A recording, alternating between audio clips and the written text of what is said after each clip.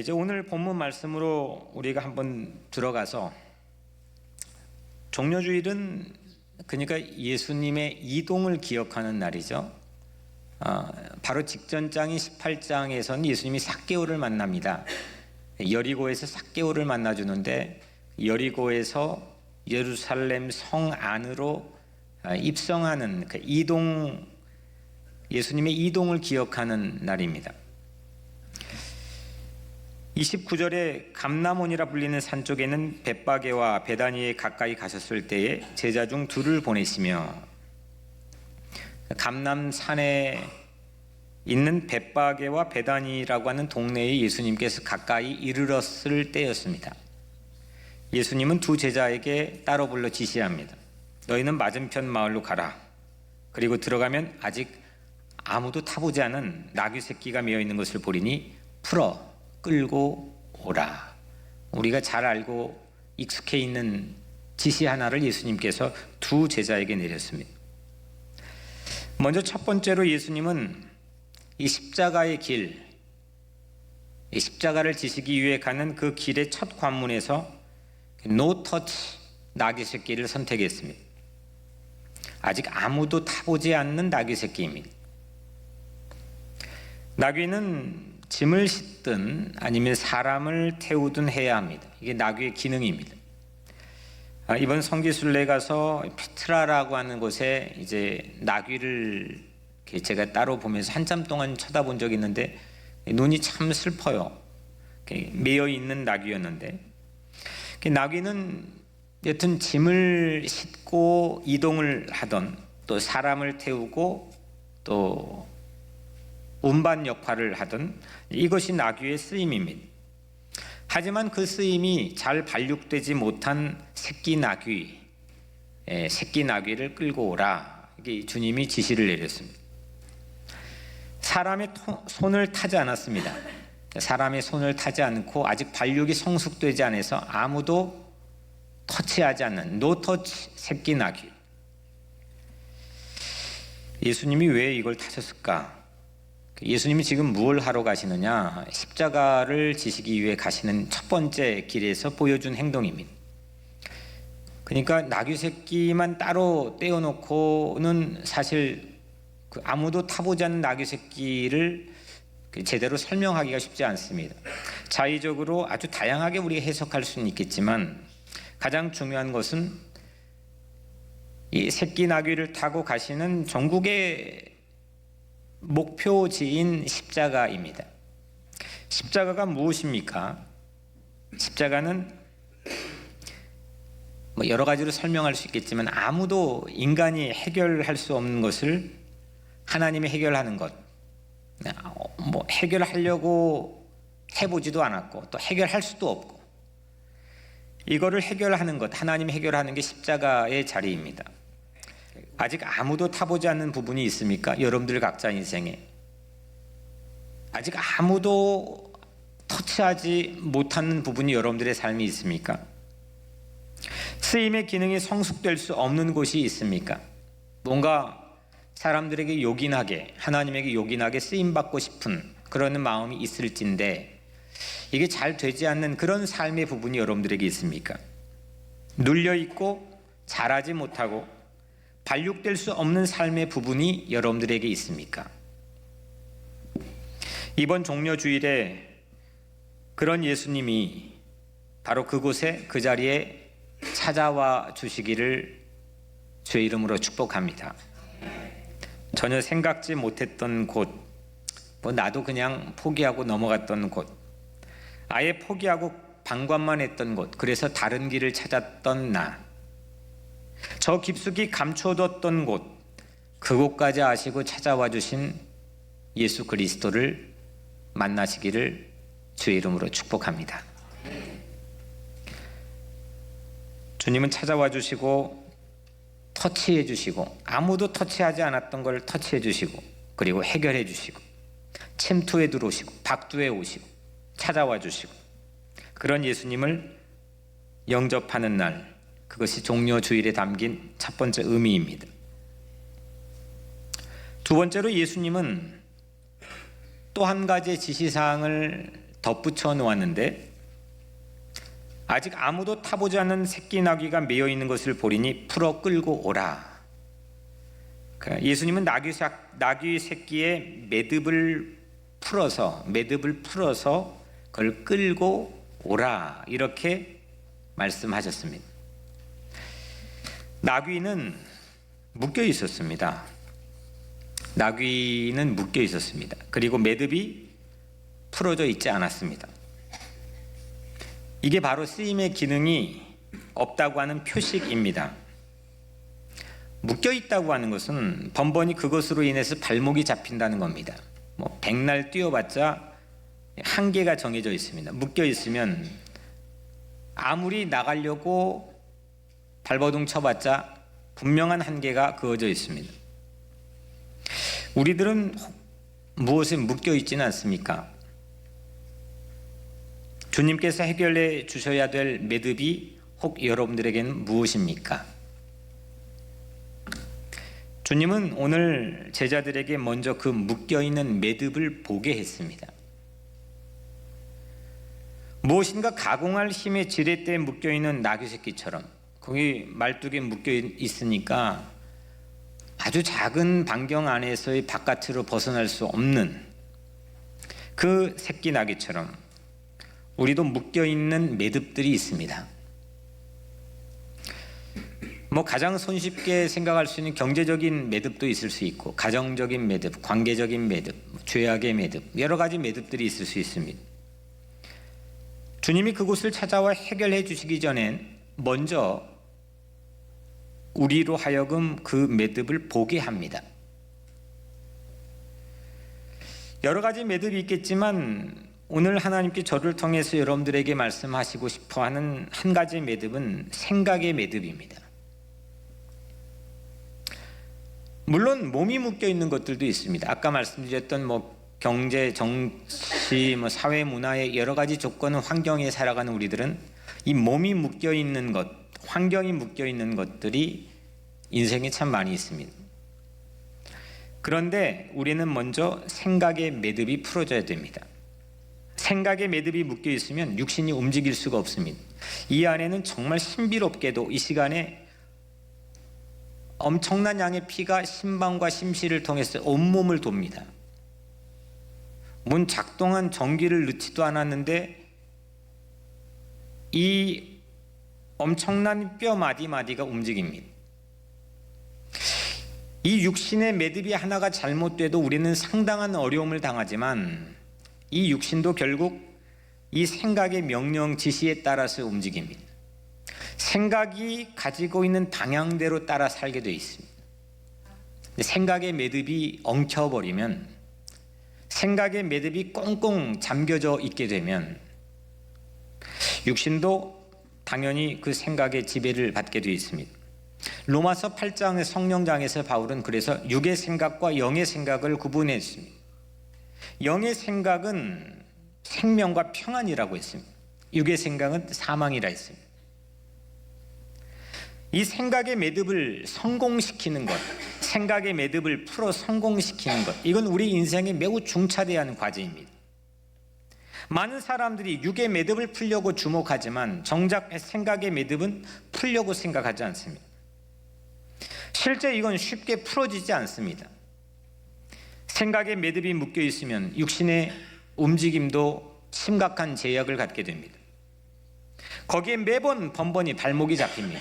우울한 생각, 절망적인 생각, 부정적인 생각, 불평적인 생각, 여러 가지 생각의 매듭이 나를 그냥 올가매고 있다면 거기에 선한 게 나오기가 쉽지 않습니다.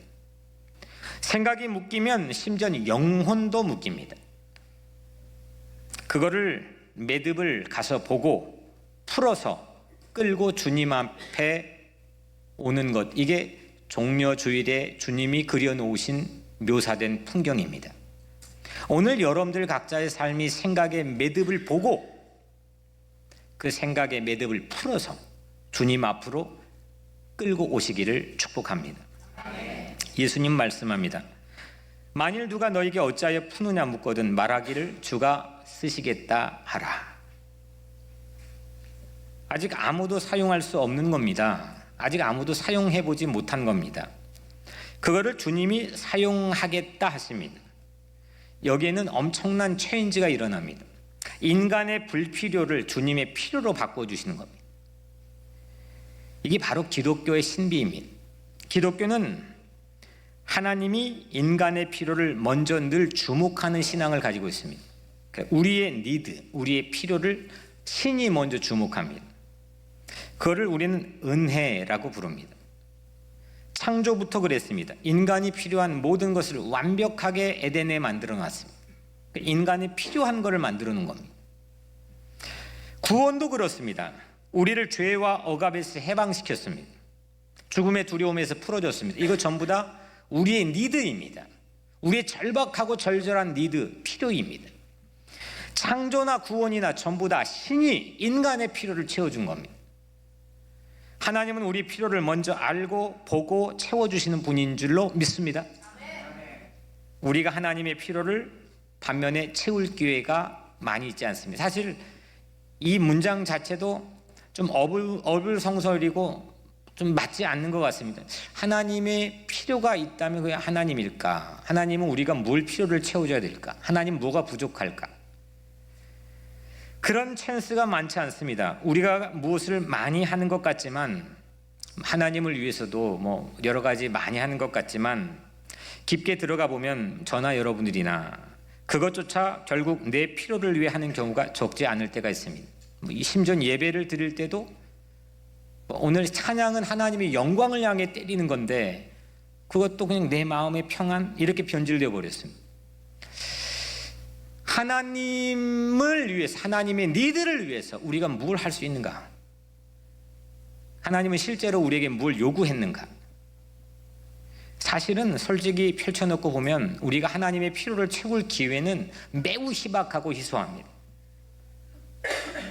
주님은 우리의 필요를 늘 보고 있습니다. 복음서를 통해 예수님은 병고침, 축기, 귀신을 축출하는 것, 허기, 갈증, 고독, 죄책, 이 수없는 빈곤한 우리의 필요, 이 필요를 상태를 보시고 채워주셨습니다.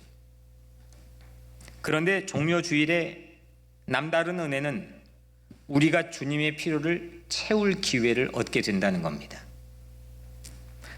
내겐 불필요한 것을 가지고, 내겐 아직 발육되지 못한 불필요한 것을 가지고 주님의 필요를 채울 수 있는 것이 종려주일에 담긴 은혜입니다.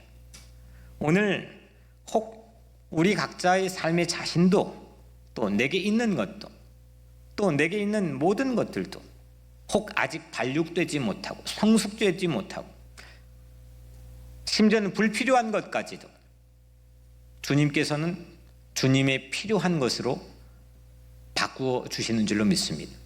그래서 종려주일은 사실 예수님 십자가 짊어지시기 위해 가는데 여러분들이 제가 뭐 할 게 있겠습니까? 예수님이 우리를 위해 죽으신다는데 뭐 할 게 있습니까? 그냥 내 어머니도 나를 위해 태어날 때부터 나를 양육하기 위해 무수한 수고를 헌신을 하시는데 여러분들은 뭘 했습니까? 뭐 한 게 있습니까? 그냥 어머니의 본분을 다 하시는 건데, 예수님의 본분을 다 하시는 건데 우리가 뭐 할 게 있습니까? 근데 딱 한 가지, 주님께서 주가 쓰시겠다 하라. 주님의 쓰임이 우리에게 새로운 도전이 되는 날이 종려주일입니다. 마지막 세 번째로, 돌들이 소리 지르기 전에 우리가 승리의 찬양을 해야 합니다. 제자들은 잘 익숙한, 여러분들에게 익숙한 풍경인데, 제자들이 자기 겉옷을 벗어가지고 나귀 위에 안장처럼 깔았습니다. 그리고 예수님이 올라탔습니다. 사람들, 무리들은 길 위에다가 그 모습을 모방해서 자기의 겉옷을 벗어서 길 위에 폈습니다. 그리고 대대적으로 환영했습니다. 예수님이 새끼 나귀를 타고 감람산 내리막길, 기드론 골짜기를 향하는 감람산 내리막길을 향해서 가까이 오셨을 때였습니다. 온 무리가 그들이 목격한 놀라운 일들로 인해서 열광적으로 주님을 환영할 때였습니다.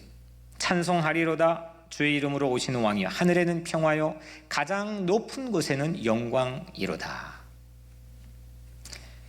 예수님은 하나님의 이름으로 오시는 왕이십니다. 사람들은 저마다 이 찬양을 했습니다. 찬양의 키워드는 평화와 영광입니다. 아무도 해결할 수 없는 평화. 이스라엘 남북이 분단된 이래로 700년 동안 이들은 평화를 맛봐 본 적이 없습니다. 한 70년이 아닙니다. 우리나라처럼 분단 70년 정도가 700년 동안 누구도 평화를 이룩해 본 적이 없습니다. 늘 찌들리고 늘 위협당하고 늘 추방당하고 늘 쫓겨다녔습니다. 아무도 해결할 수 없는 평화, 아무도 도달할 수 없는 가장 높은 곳의 영광, 이 찬양을 예수님을 바라보면서 했습니다. 그래서 우리는 평화의 왕이신 예수 그리스도를 찬양해야 합니다. 그것이 십자가의 길을 가시는 예수님에게 우리가 할 수 있는 일입니다. 하늘과 가장 높은 곳엔 경계가 없습니다. 나뉘어진 곳이 없습니다. 아무도 타보지 않는 나귀 새끼의 경계를 무너뜨린 예수님. 좀 전에 말씀드렸지만 이게 말뚝에 묶어놓은 이 나귀 새끼는 분명한 경계가 정해져 있습니다. 날고 뛰어봤자 아무리 힘을 길러봤자 경계가 정해져 있습니다. 보도가 있습니다. 그런데 하늘에는 가장 높은 곳에는 경계가 없습니다. 구분할 수 없습니다. 이렇게 아무도 타보지 않은 나귀 새끼의 경계를 무너뜨린 예수님께서 아무도 이루지 못한 평화의 영광을 이루시는 줄로 믿습니다. 이 찬양을 옆에 듣고 있던 몇몇 바리새인들이 이에 대해서 반박했습니다. 꼭 이런 사람들이 있죠. 이런 제자들을, 이렇게 찬양하는 제자들을, 신성 모독의 위험지경에 있는 이 제자들을 예수님, 당신 선생이 단속을 하라고 반박했습니다. 요청했습니다. 이때 오늘 말씀의 제목에서 나오는 예수님이 유명한 말씀을 합니다. 만일 이 사람들이 침묵하면 돌들이 소리 지르리라. 평화의 찬양을 하지 않고서 침묵하면 돌들이 대신 소리쳐 찬양할 것이다. 이런 말씀을 바리새파 사람들에게 했습니다. 돌들은 아무 말을 할 수 없습니다. 그런데 평화의 왕의 입성 앞에서 혹 침묵하고 잠잠하면 돌들이라도 대신 소리 지를 것이다 라는 겁니다. 돌들만도 못해서 되겠습니까? 오늘 이걸 기가 막히게 반전으로 지금 예수님 말씀하신 초점은 뭐냐 하면 바리새파 너희들은 돌들보다 못하다는 겁니다. 그래서 우리는 침묵을 깨워야 합니다. 돌들이 소리 지르기 전에 우리는 침묵을 깨고 예수님을 찬양해야 될 줄로 믿습니다. 예수님을 평화의 왕으로 찬양하고 영접하며 맞이해야 될 줄로 믿습니다. 이거는 2000년 전에 기록된 오늘 본문 누가복음 19장에 담겨있는 텍스트 안에 있는 내용들을 고대의 기록을 오늘 같이 해석해서 함께 나눈 겁니다. 그러면 오늘 마지막으로 오늘 2019년 여러분들의 종려 주일의 현 주소는 어떻습니까? 이거 고대 문헌을 우리 같이 해석하는 것 우선은 했으니까 말고 오늘 2019년을 사는 이 여러분들의 종려 주일의 현 주소는 어떻습니까? 우리에게 아직 아무도 타보지 않는 나귀 새끼는 무엇입니까? 묶여진 매듭을 풀고 끌고 와야 될 것은 무엇입니까? 우리의 매듭은 무엇입니까? 돌들이 소리 지르기 전에 평화의 왕을 찬양할 수 있는 것은 또 나에겐 무엇입니까? 이 세 가지 중요한 질문들을 오늘 우리 삶에서 답할 수 있어야 됩니다. 내 힘으로 터치할 수 없는 나귀 새끼, 내 힘으로 도저히 도달하고 해결할 수 없는 그 새끼 나귀를 주님께 내어드려야 됩니다. 내가 그 매듭을 보고 풀어서 끌고 와 주님 앞에 내어드려야 됩니다. 그 매듭을 해결하는 주님을 또 찬양해야 됩니다. 이제 우리에게 3.1 100주년이 되었습니다. 링컨 대통령에서 마틴 루터 킹 목사까지 이 두 사람은 여러분들이 잘 아시다시피 아주 절실하고 독실한 크리스찬입니다. 이 100년은 기독교 신앙으로 미국 안에서 연결되었습니다. 이제 3.1과 한반도 평화의 100년도 기독교 신앙으로 연결합시다. 유엔 앞에 역사적인 함마슐드 광장, 유엔의 가장 존경받는 사무총장이 이름을 딴 함마슐트 광장, 바로 유엔 앞에 있는 함마슐트 광장에서 세계 평화를 사랑하는 사람들이 4월 27일 14시 27분에 모일 겁니다. 사람들이 안 오면 저라도 혼자 서서 기도해야 되겠다 요량으로 시작했던 일인데 벌써 많은 사람들이 모이기 시작했습니다. 동포사회의 많은 양심 있는 사람들이 함께 모여 이 일에 동참하기 시작했습니다. 그리고 주 대한민국 유엔 대표부와 주 북한 유엔 대표부의 0.2마일을 평화 손잡기로 연결하려고 합니다. 이건 아무도 해보지 않는 일입니다. 누구도 해보지 않는 일입니다. 한반도에서 DMZ 5,000km를 50만 명의 미니 가로로 횡으로 평화 손잡기를 한다면 이때 우리는 남북의 유엔 대표부를 종으로 세로로 잇는다면 횡과 종으로 예수님의 세로 새끼 나귀를 타고 걸어가신 길이 평화의 길이 열리게 될 줄로 믿습니다. 기도하는 자에게 새 길은 열립니다. 맨 처음 그 DMZ를 걸을 때 북한에선 핵무기 실험을 하고 난리였습니다. 2019년 3.1 100주년이 되면 반드시 한반도의 평화의 새로운 전환기가 마련될 거라고 이 자리에서 설교를 통해 선포하고 시작했던 일입니다. 실제 그런 일들이 기적같이 열려졌습니다. 하지만 여러 가지 정황이 호사롭지만 않습니다. 하지만 저는 그 정치인들이 한다고 생각하지 않습니다. 단 털끝만큼도 생각하지 않습니다. 조금치도 생각하지 않습니다. 저는 살아계신 하나님이 역사한다고 믿습니다. 그 길은 주님이 입성하는 길이 될 것입니다.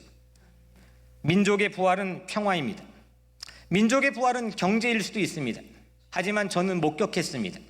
우리 민족은 동족 상잔의 비극과 보릿고개를 넘어서 세계 11대의 경제 대국이 되었지만 이전에 없던 불안과 두려움, 이전에 없던 우울과 좌절이 온 민족을 뒤덮고 있습니다. 경제는 민족의 부활이 아닙니다. 하지만 평화는 민족의 부활이 될 것입니다. 4월 27일 부활 후 첫째 주간 부활의 역사를 우리 삶에서 고백하는 축제가 있기를 주의 이름으로 축복합니다. 하늘에는 평화, 가장 높은 곳에서는 영광을 찬양하는 살아있는 기독교 신앙의 진면목을 보여주기를 바랍니다. 다시스로 가던 제가 혼자라도 서보겠다는 요량으로 시작한 일에 동포사회가 움직이고 있습니다. 이 말씀을 듣고 있는 많은 하나님의 귀한 사람들, 하나님의 귀한 평화의 일꾼들이 이 일에 함께 동참하기를 바랍니다. 사랑하는 성도 여러분, 나귀를 탄 하나님 예수님은 감람산 내리막길에서 예루살렘 도시를 보고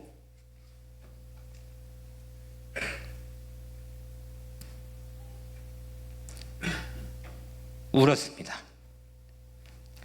나사로의 죽음 앞에서 우셨던 것을 제외하고 예수님이 유일한 우시는 장면입니다.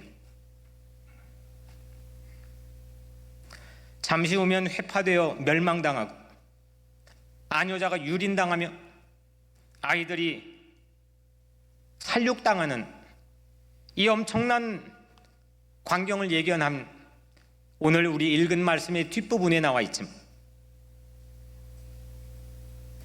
그 도시를 보고 울었습니다.